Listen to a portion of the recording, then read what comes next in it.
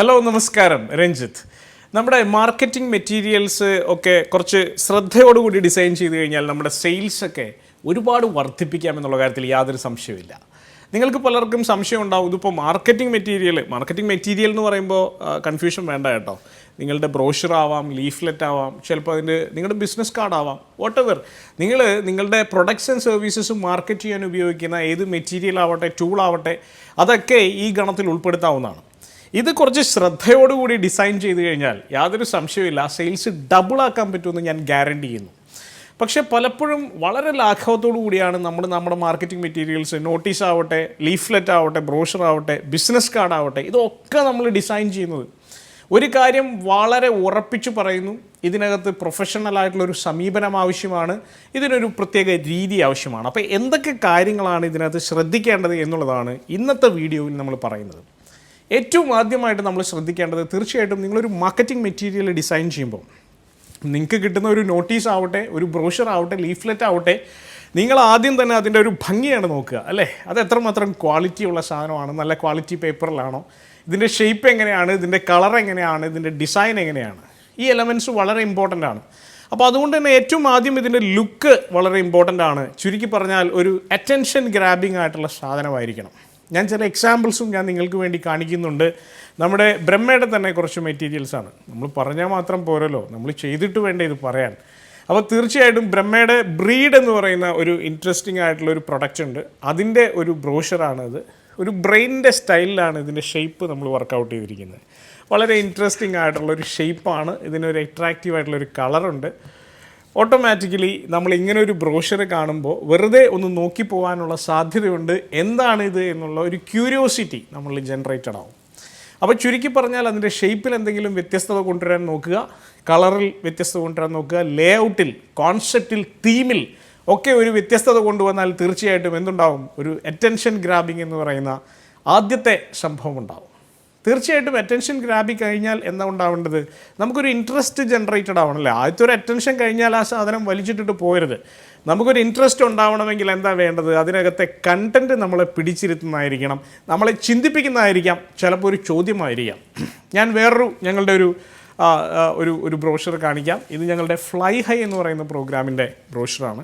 അപ്പോൾ ഇതിനകത്ത് ഇത് വേറൊരു സ്റ്റൈലിലുള്ള, വേറൊരു തീമിൽ, കളർ തീമിലുള്ള ഒരു സംഭവമാണ്. അപ്പോൾ നിങ്ങൾക്ക് ഓരോ പ്രോഗ്രാമിനും, ഓരോ സർവീസിനും, ഓരോ പ്രൊഡക്റ്റിനും ഒരു സെപ്പറേറ്റ് ഐഡൻറ്റിറ്റി ഉണ്ടെങ്കിൽ വുഡ് ബി ഗ്രേറ്റ്. അപ്പോൾ ഫ്ലൈ ഹൈ ഞങ്ങൾ ബ്ലൂ തീമിലാണ് ചെയ്യുന്നത്, ബ്രീഡ് യെല്ലോ തീമിലാണ് ചെയ്യുന്നത്. അപ്പോൾ ഫ്ലൈ ഹൈയുടെ നമ്മുടെ ഒരു കണ്ടൻറ്റ് എന്ന് പറയുന്നത് ഇവിടെ നോക്കിയാൽ അറിയാം, 45 days of transformation with proven management models എന്നുള്ളതാണ്. 45 ദിവസത്തെ ഒരു മാനേജ്മെൻറ്റ് കോഴ്സാണ്. അതിനകത്ത് വളരെ സ്ട്രോങ് ആയിട്ടുള്ളൊരു ട്രാൻസ്ഫോർമേഷൻ നിങ്ങൾക്ക് ഉണ്ടാകുന്നു എന്നുള്ളത് പറയുന്നു. അപ്പോൾ അതിനകത്ത് ഇതിനോട് താല്പര്യമുള്ള ആളുകൾക്ക് ഒരു ഇൻട്രസ്റ്റ് ചിലപ്പോൾ ജനറേറ്റഡ് ആവും. 45 ദിവസം കൊണ്ട് എന്ത് മാറ്റമാണ് ഉണ്ടാവുക. അപ്പോൾ അതിൻ്റെ കൂടുതൽ ഡീറ്റെയിലിങ്ങിന് വേണ്ടി ഉള്ളിലേക്ക് പോകാം. അപ്പോൾ അതിൻ്റെ ഡീറ്റെയിലിങ് ഇവിടെ എഴുതിയിട്ടുണ്ടാവും. അപ്പോൾ അത്തരത്തിൽ ഇൻട്രസ്റ്റ് ജനറേറ്റ് ചെയ്യുന്ന ഒരു ചോദ്യമാവാം, ഒരു സ്റ്റേറ്റ്മെൻ്റ് ആവാം. ഇത്തരത്തിൽ ഇൻട്രസ്റ്റ് ജനറേറ്റ് ചെയ്യുക എന്നുള്ളത് പ്രധാനമാണ്. പലപ്പോഴും ഇൻട്രസ്റ്റിംഗ് ആയിട്ടുള്ള സ്റ്റേറ്റ്മെൻറ്റുകൾക്ക് പകരം വളരെ ഫാക്ച്വൽ ആയിട്ടുള്ള കുറേ കാര്യങ്ങളൊക്കെ എഴുതിയിട്ടുള്ള നോട്ടീസുകളും ഒക്കെയാണ് പലപ്പോഴും കാണാറുള്ളത്. അതിൽ നിന്ന് മാറിക്കൊണ്ട് ചിലപ്പോൾ തീർത്തും യാതൊരു ബന്ധവുമില്ലാത്ത ഒരു ചോദ്യമായിരിക്കാം ചിലപ്പോൾ ചോദിക്കുന്നത്. അത്തരത്തിലുള്ളൊരു ചോദ്യം ചോദിച്ചിട്ടൊക്കെ വേണമെങ്കിൽ നിങ്ങൾക്കൊരു ലീഫ്ലെറ്റ് ഇൻട്രൊഡ്യൂസ് ചെയ്യാം. അതൊരു എക്സൈറ്റ്മെൻ്റ് ആണ്. പെട്ടെന്ന് ആളുകൾക്ക് ഇൻട്രസ്റ്റ് ഉണ്ടാവും, ക്യൂരിയോസിറ്റി ഉണ്ടാവും, ആ ലീഫ്ലെറ്റുമായി അല്ലെങ്കിൽ ആ ബ്രോഷറുമായി ഒരു ബന്ധമുണ്ടാകും.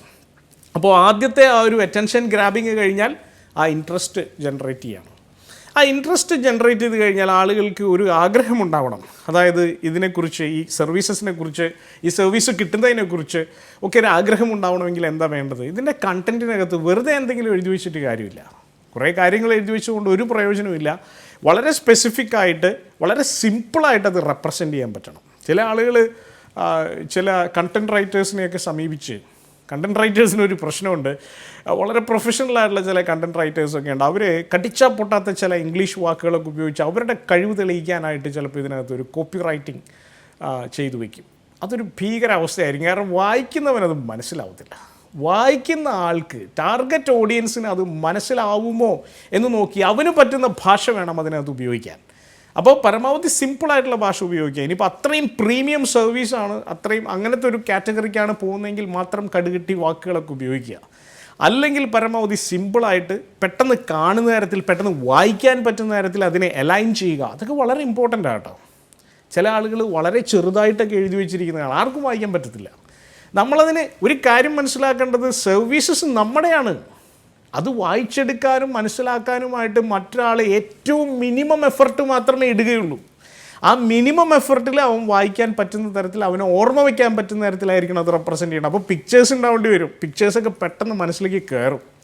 ആ പിക്ചേഴ്സുമായി കണക്ട് ചെയ്തിട്ട് കണ്ടൻറ്റ് പ്രസൻറ്റ് ചെയ്യേണ്ടി വരും. കണ്ടൻറ്റിനൊരു ഫ്ലോ വേണ്ടി വരും. ആ ഫ്ലോ ഉണ്ടെങ്കിൽ ആ ലോജിക്കൽ ഫ്ലോ നമ്മുടെ മനസ്സിലേക്ക് ഇടിച്ച് കയറും.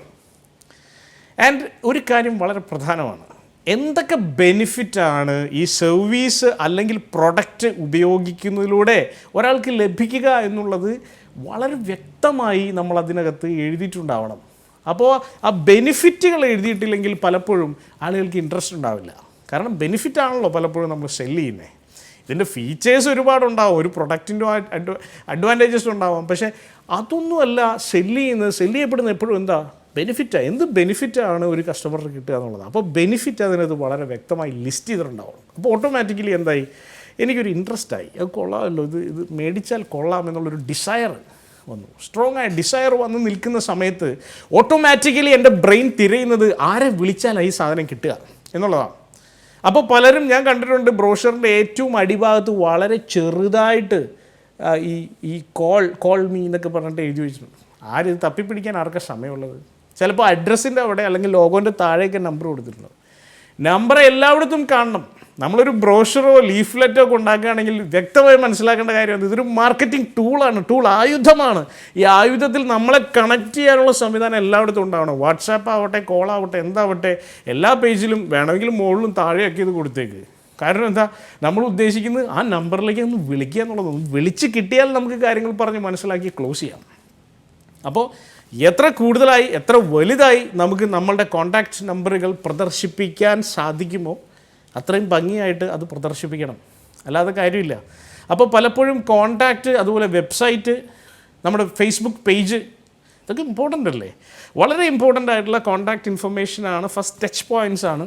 ഇതൊക്കെ വളരെ ഭംഗിയായി വലുതായി വൃത്തിയിൽ പ്രദർശിപ്പിക്കേണ്ടതുണ്ട്. വലുതായി എന്നൊക്കെ പറയുമ്പോൾ അന്ന് വലുതായി എന്ന് പറഞ്ഞുകൊണ്ട് ആ പേജ് മുഴുവൻ പ്രദർശിപ്പിച്ചേക്കാം എന്നൊന്നും വിചാരിക്കരുത്. അത് വൃത്തിയായിട്ട് അതിന് പറ്റുന്ന രീതിയിൽ അതിനൊരു ബാലൻസ് ഒക്കെ കൊടുത്തുകൊണ്ട് ഡിസൈൻ ആസ്പെക്ട്സ് ഒക്കെ നോക്കിക്കൊണ്ട് തന്നെ വേണം അത് പ്രദർശിപ്പിക്കാനായിട്ട്.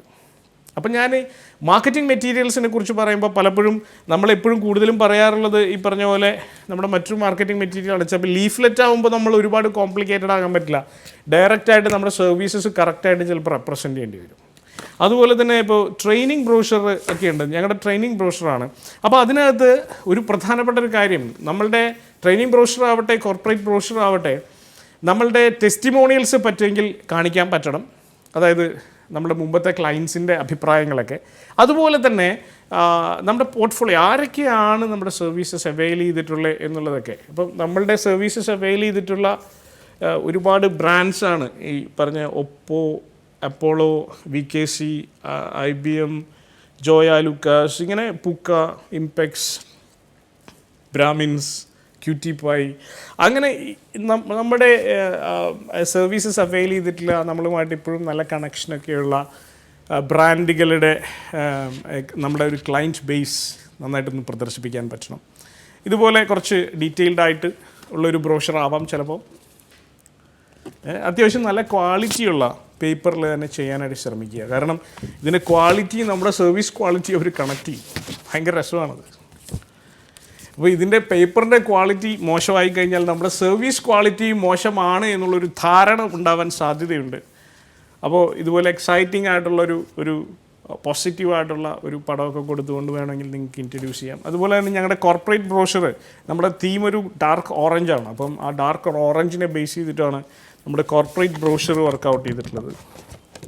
അതും വളരെ എക്സൈറ്റിംഗ് ആയിട്ടുള്ളൊരു ബ്രോഷറാണ്. അപ്പം ഇത്തരം ബ്രോഷേഴ്സിലാണ് ഡെഫിനറ്റ്ലി കാര്യം ഇരിക്കുന്നത്.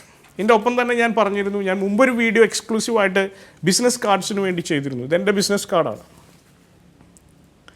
അപ്പോൾ ബിസിനസ് കാർഡിനകത്തും എന്തെങ്കിലും ഒരു വ്യത്യസ്തത കൊണ്ടുവരേണ്ടത് മസ്റ്റാണ്.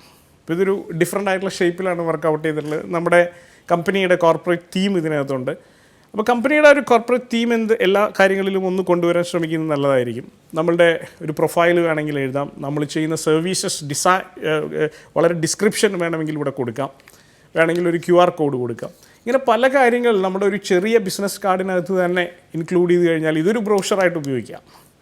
അപ്പോൾ ഇതിനകത്തൊന്നും വലിയ കോസ്റ്റ് ഡിഫറൻസ് ഒന്നും വരുന്നില്ല. പക്ഷേ ഇതൊക്കെ എന്താവും, ചെറിയ മാറ്റങ്ങൾ ഇതുപോലെ വരുത്തുമ്പോൾ ഇതൊക്കെ റിയൽ നല്ല ഷാർപ്പൻഡ് ആയിട്ടുള്ള ടൂൾസായി മാറും, ആയുധങ്ങളായിട്ട് മാറും. ആയുധത്തിൻ്റെ ആവശ്യം തന്നെ ശരിക്കും അത് ഉപയോഗിക്കാനാണ്. അപ്പം മൂർച്ചയില്ലാത്ത ഒരു കത്തി കൊണ്ടൊന്നും നമ്മൾ എവിടെയും പോകാറില്ല, ശരിയല്ലേ? അപ്പം മൂർച്ചയില്ലാത്ത ഒരു ആയുധവുമായിട്ട്, മൂർച്ചയില്ലാത്ത ഒരു മാർക്കറ്റിംഗ് ടൂളുമായിട്ട് നിങ്ങൾ എവിടെ പോയിട്ട് എന്താ കാര്യം? ഒരു കാര്യം ഉറപ്പുവരുത്തുക, നിങ്ങളുടെ മാർക്കറ്റിംഗ് മെറ്റീരിയൽസ് എല്ലാം ഇന്ന് തന്നെ എടുത്ത് ഈ പറയുന്ന കാര്യങ്ങളെല്ലാം അതിനകത്ത് ഉണ്ടോ എന്ന് ഉറപ്പുവരുത്തുക. ഇല്ലെങ്കിൽ എത്രയും പെട്ടെന്ന് അതിൽ മാറ്റം വരുത്തുക. ഇതിപ്പം ഇതെല്ലാം നമ്മൾ ഇവിടെ ഇൻറ്റേർണലി നമ്മളുടെ ക്രിയേറ്റീവ് ഡിപ്പാർട്ട്മെൻറ്റ് തന്നെ വർക്കൗട്ട് ചെയ്തിട്ടുള്ളതാണ്. നമ്മളെപ്പോഴും മാർക്കറ്റിംഗ് മെറ്റീരിയൽസ് വർക്കൗട്ട് ചെയ്യുമ്പോൾ ഈ കാര്യങ്ങൾ ശ്രദ്ധിച്ച് അത് ഫോക്കസ്ഡ് ആക്കി അതിന് റിസൾട്ട് വരുന്നുണ്ട്, അല്ലെങ്കിൽ ഒരു റിട്ടേൺ ഓൺ ഇൻവെസ്റ്റ്മെൻറ്റ് അതിലുണ്ട് എന്ന് ഉറപ്പ് വരുത്തിയിട്ടാണ് ഇത് ഡിസൈൻ ചെയ്യുന്നത്. ഇറ്റ്സ് എ മസ്റ്റ്, ഒരു സംശയം വേണ്ട. അപ്പോൾ ഇങ്ങനെ വളരെ ഷാർപ്പൻഡ് ആയിട്ടുള്ള ഫോക്കസ്ഡ് ആയിട്ടുള്ള ടൂൾസ് നിങ്ങൾക്ക് ആവശ്യമുണ്ടെങ്കിൽ at any point of time നമ്മളെ കോൺടാക്റ്റ് ചെയ്യാം. All the best.